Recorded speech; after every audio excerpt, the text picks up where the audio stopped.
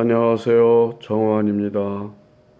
파란 싹이 돋고 꽃 피고 새우는 봄날이 되었습니다.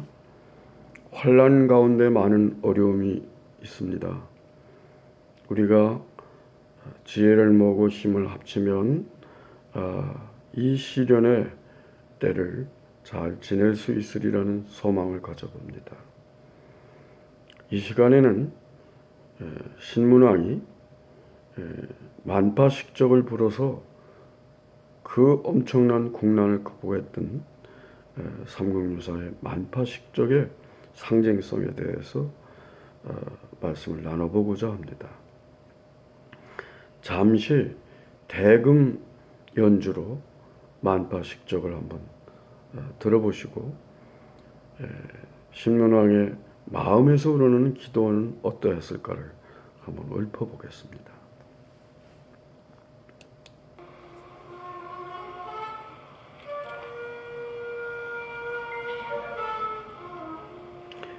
하늘이시여 땅이시여 조상님이시여 이 나라와 결의를 굽어 살피사 이 시련의 때를 지나가게 하소서.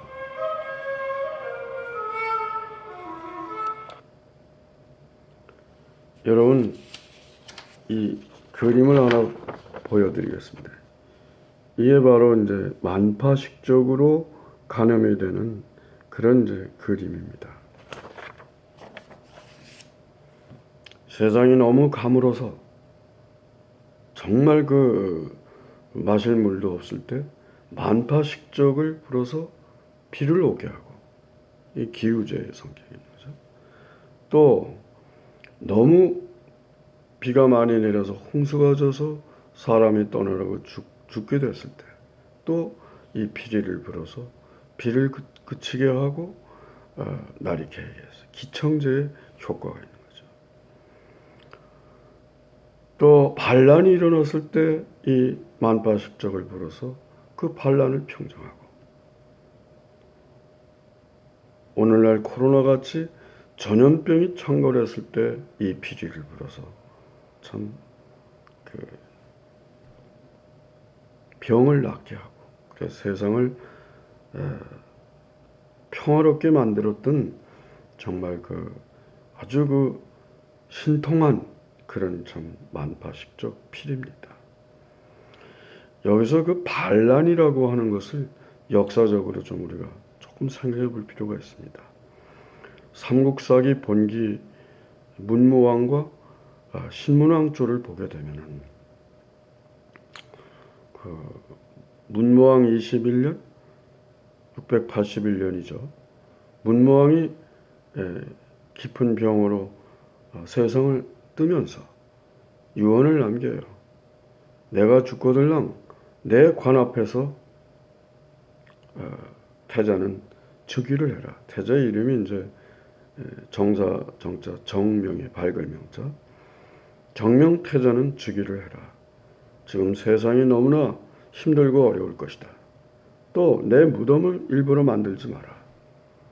무덤을 만들려면 많은 노력이 들고 물자가 들고 시일이 많이 걸리잖아요. 내가 나라를 지키기 위해서 바다의 용이 되고 싶으니까 간포 앞바다 외적이 쳐들어오는 길목에다가 나를 물속에다 바다 속에다 내 뼈를 관에다 넣어서 장사 지내라. 그때 무슨 일이 있었냐면은 이게 신문왕이 즉위하던 해 문무왕의 장례를 모시고 하는 얼음에 그 와중에 그의 장인이었던 김음돌이 반란을 일으킨 겁니다. 당시에 소판 장관 벼슬을 했고 문무왕 때는 최고의 상대 등에 있었던 김음돌이 반란을 일으킨 거예요. 흥원이나 진공, 이런 흥원은 특히 진평왕의 참 왕자 중에 한 사람 아닙니까? 인명왕자를 앞세워가지고 신문왕을 쫓아내고 인명왕자를 갖다가 옹립하려고 이제 반란을 일으킨 거예요. 다 화랑 출신이에요. 풍월주를 했던 사람들이에요. 다 개인 사병을 갖고 있어. 50명, 100명, 500명, 1000명. 많은 토지를 갖고 있어. 이 사람들이 규합을 해서 이제 반란을 일으켰는데 사전에 이미 오기공이 풍월주 출신의 화랑이에요. 그가 그런 정보를 알고 신문왕의 어머니 자이왕후와 그런 정보를 공유하고 미리 그 반란의 때와 장소를 알아차려가지고 그 때에 맞춰서 미리 그 궁을 완전히 비워버렸어요. 이 사람들이 그 궁을 점령했어요. 승리한 줄 알았어요. 문이 딱 닫히고 완전히 일망타진했어요. 김음도를 중심으로 하는 진공, 흥원, 그때 당시 병보령을 했던 국방장관이죠. 그런 그 김군관 다 처형을 하고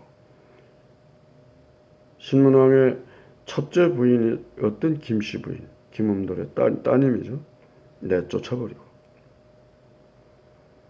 자이왕후의 지시라고 일설은 되어 있습니다만 그들이 갖고 있었던 사병을 다 중앙군으로 재편하고 그들이 갖고 있었던 논과 밭을 다 빼앗아 환수하고 녹봉을 줬어. 월급제죠.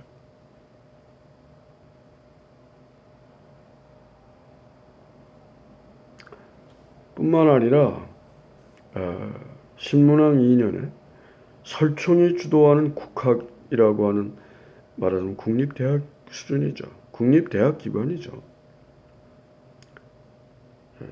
당나라의 그런 어떤 국자감을 표방해서 국영, 유교 경전을 들여다가 석독구결로 그걸 가르친 거예요. 그래서 통일신라 시대를 이끌어가는 새로운 어떤 인재를 육성하기 위한 교육기관이 된 겁니다.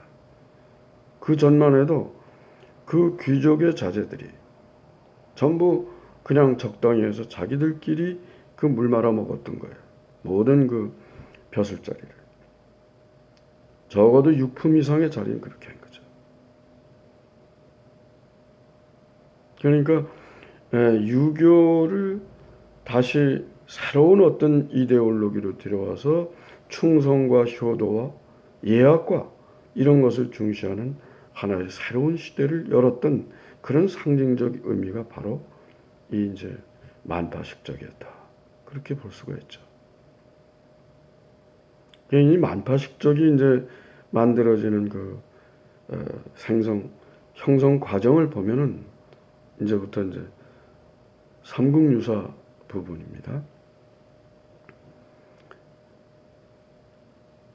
그러니까 아버지가 왜군을 막기 위해서 지금의 경주시 양북면에 그 이제 해변가에다가 가문사를 짓기 시작해서 다 못 맞췄어. 그러던 것을 신문왕이 즉위하면서 이제 그 가문사를 완성하고 이제 그 다음에쯤인가 그 바다를 지키는 파진찬 박숙청이 왔어요. 이 파진할 때 그 파진은 이들 읽으면 그 파달 바다입니다. 지금으로 말하면 해군 참모총장 정도 됐겠죠. 지금 그 선대왕을 모신 대왕암 그 근처에 거북이처럼 생긴 그 작은 산이 그 위에 이제 대나무가 나 있는데 낮에는 2개가 되고 산과 대나무가 2개가 되고 밤에는 하나가 됩니다. 참 이상한 변개라고 생각해서 말씀을 드립니다. 그래요? 그러면 그 날씨라든가 별을 보고 점을 치는 일관을 데려오세요. 김춘질이었을 당시 김춘일이라고도 읽고 와서 그 얘기를 하니까 아주 좋은 증거입니다. 어떻게? 둘이 된다라고 하는 것은 첫째는 선대왕의 영령이고 다른 하나는 이제 그 하늘의 신이 된 김유신 장군의 영령입니다. 둘이 하나가 되는 밤에 하나가 된다고 그러셨잖아요. 그러니까 합심 협력을 해서 나라를 지키고 대왕마마를 도와줄 것입니다. 그러니까 내일이나 하여튼 가까운 시일 내에 가문사로 가서 거기서 이제 그 동해의 거북이 산을 찾아가십시오. 좋은 일이 있을 것입니다. 갔어요. 바로 갔지 그 다음날. 대낮쯤 돼서 이제 배를 타고 가려고 하는데 금방 그만 그 태풍이 불고 대낮이 암흑처럼 돼버렸어. 그러기를 이래 정도 하고 나서 이제 가라앉았어요. 그러면 그런 어떤 나라의 어려운 일을 예고했던 거죠. 네. 이제 여기 바닷가에 있는 이견대라고 용을 보았다라고 그래서 이제 이견대라고 했는데 이 앞에 검은 언덕처럼 돼 있잖아요. 이게 바다입니다. 이쪽이 대왕암이 있는 거예요. 문무대왕 수중릉이 있는 대왕암입니다. 배를 타고 거길 갔어. 산에 올라가니까 사람의 말을 용이 와서 정중하게 인사를 하면서 검은 흙으로 만든 띠를 바치는 거예요. 이것은 선대왕 마마의 영령과 하늘의 천신이 된 김유신 장군의 영령이 합심 협력해서 값으로 계산할 수 없는 이 선물을 드립니다. 원컨대 저 대나무를 벼가지고 같이 돌아가셔서 대나무로 피리를 만들어서 불면 어려운 일이 있을 때마다 모든 일이 잘 해결이 될 것입니다. 그런 이제 예언을 받고 돌아오는 길에 그 기림사, 그건 이제 대종천이라는 내가 있어요. 가문사에 종을 임진왜란때 훔쳐가려다가 그게 그만 물에 쓸려가지고 모래에 묻혔다. 그래서 대종천이라는 그런 전설도 내려오긴 합니다. 그 내과에서 점심을 먹고 있는데 태자인 이용이 이제 내년 효소왕이 됐잖아요. 그래가지고 와서 축하드립니다. 잘 하시면서요. 할방엄마가 주신 그런 선물에 그게 진짜 용인지 아닌지를 제가 한번 검증해 보면 어떨까요? 해봐라. 검은 옥으로 만든 띠에 두 번째 장신가를 떼서 작은 저수지가 있는데 거기다 던지니까 정말 용이 돼서 하늘로 올라갔다 이 말이에요. 그래서 그 뒤에 용용자 이제 문년자 용연. 되게 용은 많이 왕과 이제 이런 같은 등가성을 가지는 경우가 많습니다. 또 만주말로는 이제 영혼할 때 홀령영자, 영과 용이 발음이 비슷해요. 링이라고 하는데요. 롱, 링 비슷하잖아요. 그래서 돌아와서 나라를 잘 이렇게 이제 평정을 하고 다스렸지 않습니까? 그 뒤에 이제 한 2년 뒤인가 또 난리가 또 났어요. 반란이 난 겁니다. 보정왕의 마지막 고구려 왕이잖아요, 보정왕. 그의 왕자였던 안승을 보덕왕이라고 그래서 지금의 익산, 금마저 당시에 거기에 이제 잘 살게 해서 예우를 했어요. 그의 집안의 조카였던 그 지역을 지키는 말하자면 위수지구 사령관이겠죠. 그가 반란을 일으킨 거예요. 그걸 또 피리를 불어서 평정을 한 겁니다. 그 뒤에 이제 효소왕이 즉위하면서 또 불애랑이라고 하는 이제 말하자면 화랑이 행방불명이 됐어요. 그래가지고 그가 언젠가 또 얼마 지나서 다시 돌아왔어요. 너무 기뻐서. 그래가지고 이제 말하자면 그걸 이제 만파식적을 만만파파식적이라고 이름을 고쳤습니다. 아마 짐작컨대는 그 자의왕후가 잠정적으로 화랑제를 폐지했다고 그랬잖아요. 그랬던 폐지했던 화랑들, 떠났던 화랑들을 다시 모아서 새로운 어떤 통일 신라를 이루는데 그런 어떤 조력자로서 받아들였던 것이 아닌가. 마치 그런 유교를 새로운 이데올로기로 받아들여서 어떤 불교 중심의 소수 귀족들이 왕족들이 그들의 행복을 위해서 했던 그런 소승 불교를 버리고 대승 불교를 하라고 원효가 그의 아버지였던 설총의 아버지였잖아. 예언을 한 바를 마치 실현이라도 하듯이 그런 세상을 만든 겁니다.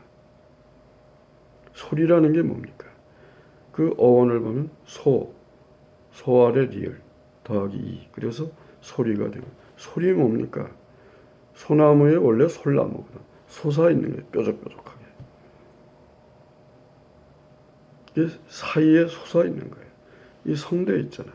이게 들어가는 숨이 나오면서 우리의 그 성대를 울려가지고 그 사이로 빠져나와서 한국인의 경우 1.8세 정도 여성의 이런 성대를 울리고 남자는 2세 정도였는데 그게 그 소리가 나와서 이게 이제 입에서 메아리가 치고 코에서 메아리죠.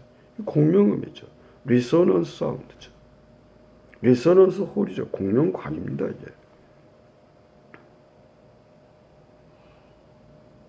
이 소리가요. 아니 성덕대왕 신정 에밀레 정도 그 종소리 아닙니까? 단군 왕검 때 천부인과 함께 칼, 거울, 방울, 또 방울 소리잖아요. 이 소리로 해서 훈민정음 궁상각지요 음악 이론 소리로 해가지고 태평성대를 바라는 그런 것을 또 했잖아요. 이 말소리 속에 인간의 영혼이 담겼다. 말소리로 신에게 기도를 하고 사람들에게 자기의 뜻을 펴는 거 아닙니까? 여러분, 오늘 우리가 이 어려운 환란을 겪었는데 우리 모두가 지혜를 모으고 힘을 모으면 그게 바로 오늘날의 만파식적이 아닐까 그런 생각이 듭니다.